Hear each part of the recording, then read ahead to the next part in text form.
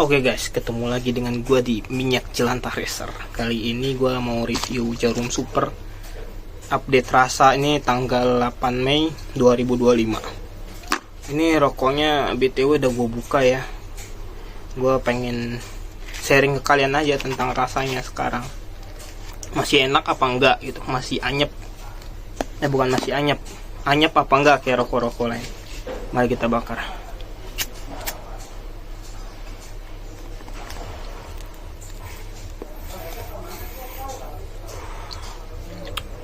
Rasanya ya nggak mengecewakan lah kalau jarum.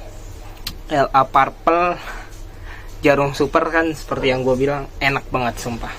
Kalau sekarang masih worth it banget buat orang-orang yang udah tarnya harus tinggi dan nikotinnya harus tinggi. Ini paling enak ya Jarum Super menurut gue. Tapi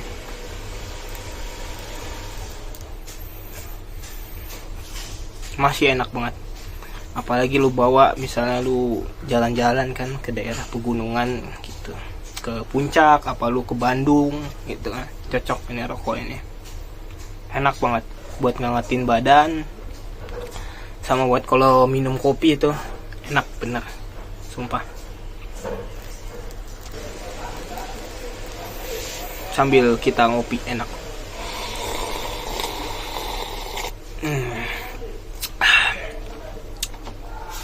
Oke, kali ini gue nggak mau ngomongin rokok ya. Gue mau sok-sokan dulu. Kali ini gue mau ngomongin lebih baik mana, emas apa Bitcoin gitu. Kalau menurut gue emas tuh emang dipakai dari zaman dulu ya. Zaman dulu itu logam emas ditemukan dan sangat stabil nilainya gitu. Habis stabil ya dia bakal ya masih berguna sampai sekarang. Nah, perbedaannya dengan Bitcoin juga terbatas, cuma dia kayak berharga gitu loh, kayak terbatas gitu juga sama kayak emas juga.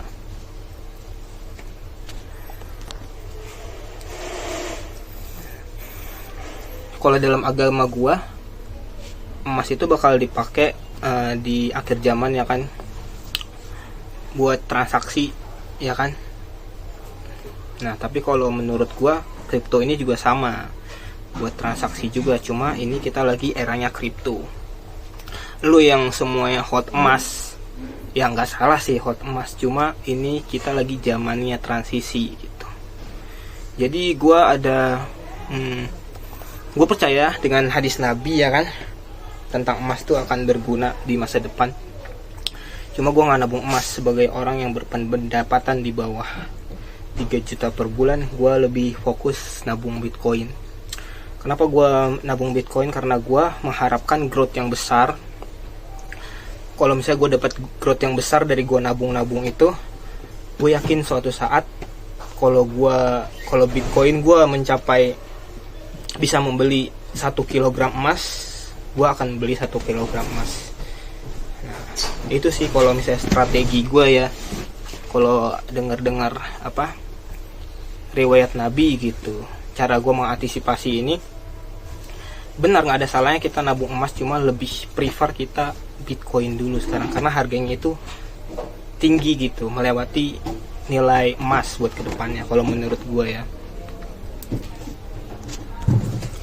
Jadi kalau menurut gue nggak ada salahnya sih ya lu nabung ke Bitcoin gitu, buat yang pendapatan di bawah 4 juta kalau nggak 3 juta aja ya kan. Karena kalau menurut gue sih, secara yang gue lihat ya dari semua influencer, dari gue lihat yang udah nabung Bitcoin di luar negeri ya kan, menurut gue itu emang aset yang paling bagus lah gitu. Walaupun gue juga percaya kalau itu buatan elit global, karena kita memang lagi di transisi itu, semua itu bakal diatur sama mereka gitu. Semua kayak real estate kayak kurang begitu berharga ya kan. Semuanya bakal beralih ke Bitcoin. Gue juga nggak tahu sih apa yang maksud Nabi gunung emas itu adalah Bitcoin. Gue juga nggak tahu itu. Yang jelas kalau wasilah Nabi itu di akhir zaman kita bakal transaksi lagi menggunakan emas dan perak. Nah gue percaya itu Tapi buat ngakalin itu semua, buat mendapatkan emas, gue harus nabung Bitcoin dulu. Karena gue bukan pengusaha yang bisa ngasilin income yang banyak ya buat beli emas. Gue lebih prefer ke Bitcoin dulu. Setelah Bitcoin gue tabung, dan nilai Bitcoin gue bisa membeli 1 kilo emas, gue bakal beli 1 kilo emas, dan Bitcoinnya tetap gue hold gitu buat jangka panjang.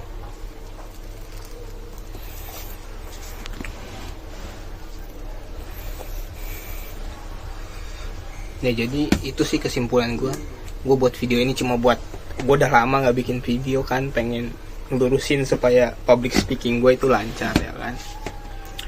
Buat lo yang pengen nanya-nanya fundamental, ya mungkin gue bukan yang paling jago, cuma setidaknya kalau lo pengen nanya-nanya bolehlah, bisa gue bahas ya kan gitu.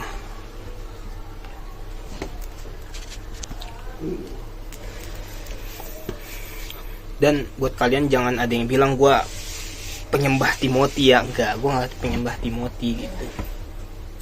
Gue tuh cuma mau meluruskan Timothy itu bisa dibilang kalau misalnya dia kaya dari nggak jualan kelas ya kan, ya gue percaya dia kaya emang dari hasil dia jualan, dari hasil apa gitu.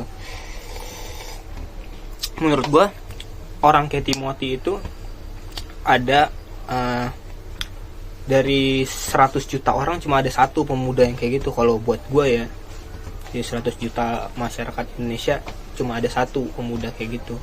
Dari 200 juta mungkin ada 2 yang kayak Timothy, cuma nggak kelihatan gitu ya. Ya buat gue Timothy itu emang pinter ya, dia bisa tahu misalnya kayak zaman dulu gitu, dia compounding ilmunya bertahun-tahun. Bahkan gue belajar deh hedge fund, family office, gue belajar dari dia semua, cukup bagus ilmunya semua ya. Bahkan kalau misalnya gue, walaupun gue nggak kalau misalnya gue punya uang berlebih ya kan, gue bakal beli kelas dia sih, cuma buat tahu isinya apa gitu. Walaupun kalau misalnya ada yang nggak sesuai, cuma buat dapetin ilmu dari dia itu kayaknya bagus sih menurut gue. Dia ya jualan kelas juga, tapi bagus gitu. Sesuatu yang pengen kita dapetin pasti emang ada kerugiannya, atau enggak misalnya kayak ilmu yang enggak kita masuk di otak, kita harus terima gitu, karena ilmu itu emang enggak gratis. Oke, mungkin kedepannya bisa gue tulis ya, gue masih ngomongnya masih ngalur ngidul ya kan. Ilmu gue emang enggak sebanyak itu, cuma gue menyampaikan apa yang diisi otak gue, walaupun enggak banyak ya kan. Gue bisa ngomong sekaligus lancarin public speaking gue lah, itu kan.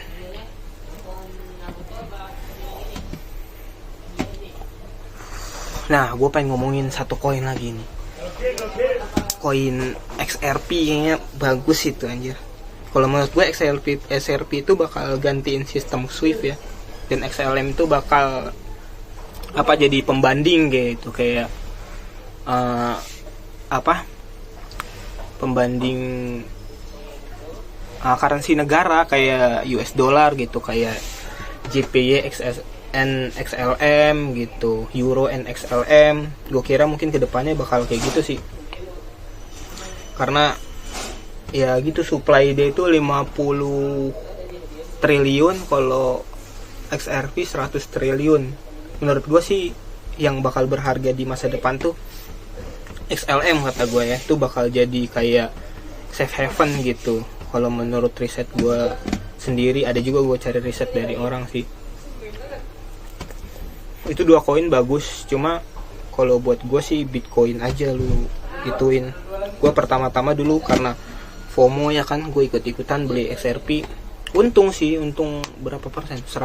200%. Dari harga 8.000 itu pertama gue kenal kripto, sampai yang November itu bener-bener nanjak harganya gitu, sampai ke $3 gitu. Gue bener-bener untung di situ.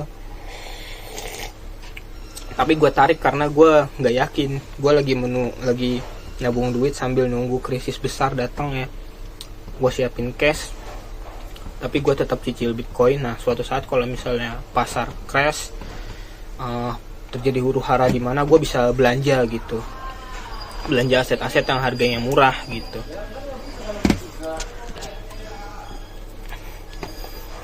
mungkin terdengar lucu gitu yang gue bicarain nih. Kayak di pasar aja gue dihina-hina mulu ya gara-gara gue cacil Bitcoin gitu.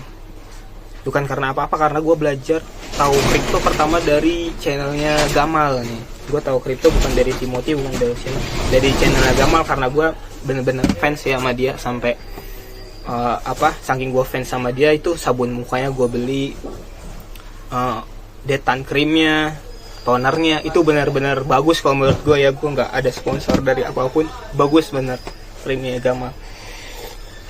Pada satu hari dia bahas XRP itu, gue nggak 100% percaya sama dia ya, sama apa salahnya gitu kita tahu gitu kan, kayak kita mengerti gitu.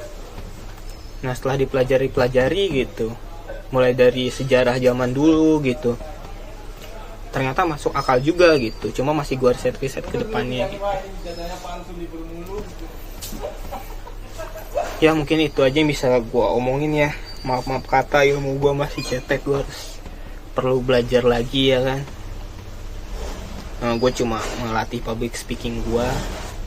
Buat lu semua, nggak ada salahnya kita mau public speaking, kita belajar gitu, cara menghadapi kamera kayak gini. Walaupun gue belum berani, masih getar-getar. Gue mau ketemu aja kadang, mau kayak kemarin gue mau bikin rekening aja gue gemeteran gitu, nggak tahu kenapa, apa tremor bawaannya. Karena gue selalu panik ya dari dulu. Gue nggak pernah jadi orang yang berprestasi juga, tapi gue yakin gue bakal bisa jadi orang yang berguna dan bermanfaat gitu buat banyak orang. Ya cukup sekian ya. Maaf kalau gue ada salah kata ngomong. Terima kasih. Wassalamualaikum.